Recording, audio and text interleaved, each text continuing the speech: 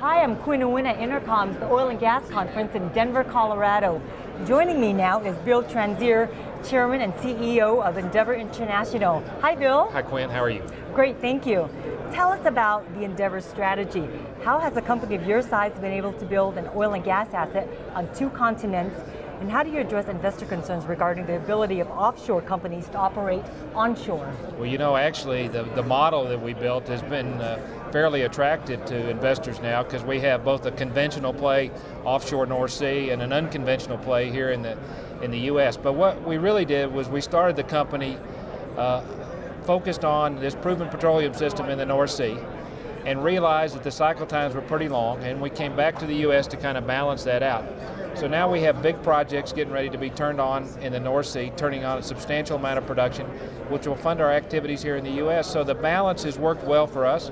We have exposure to both gas and oil in the North Sea, as well as gas and oil here in the U.S. So we're not tied to any one commodity or any one play, and we think that balance will serve us well over time. Now, do you plan to deploy North Sea cash flow to your U.S. development?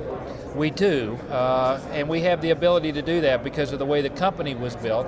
We have the ability to move cash around wherever we get the highest rate of return. We have two large projects, Quinn. One, Bacchus, which is an oil project in the North Sea that will be turned on later this year, in the fourth quarter, and Rochelle, which is a big gas project, which will be turned on next year. The combination of those two assets alone will generate about $300 million in cash flow for us for the next 5 or 6 years running, and we'll be able to deploy that in wherever it makes the most sense for us to build the company going forward. Now, in July, you made an acquisition in the Marcellus for 50,000 net acres. Yeah. What are your long-term plans in the Marcellus, and will you continue to build your position in that play? Well, we like the Marcellus. You know, it's a great gas play, and there's been a lot of discussion about that. We were able to make what we deemed to be a low-cost acquisition in a place that made us an operator. We bought the infrastructure, we bought the pipeline, so we control the two counties that we're in. We're going to put a lot of capital to work there, and we see that being a big growth area for the company going forward. We can grow that to 50 or 60 million a day in production over the next 2 or 3 years, so we're excited about it.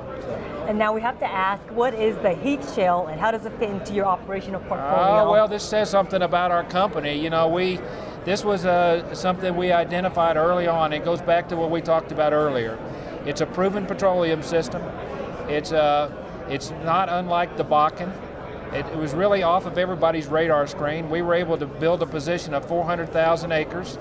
We're now testing the concept to see if it will flow. It's very similar in organic content to Bakken. It's just a little bit shallower, and we'll be drilling 4 pilot test wells later this year, and then we'll see if this works for us. And if it works, you know, it's fairly low cost. We think wells fully completed will cost less than $3 million, so it doesn't take a lot of production to make the economics work for us really well. Now, what can we expect from Endeavour back half of 2011? Well, we're going to turn on Bacchus, which will be 4,000 to 5,000 BOEs a day of oil production in the North Sea. We'll continue to work forward in our Haynesville acreage here in the U.S. We'll prove up the Heath oil concept in Montana, and we'll close on this acquisition in Marcellus and proceed with that. So we got a lot of activity going on. Okay, Bill, well, it's been a pleasure talking with you today. Great insight. Thank you very much. Enjoyed being here. I'm Quinn Nguyen for oilandgas360.com.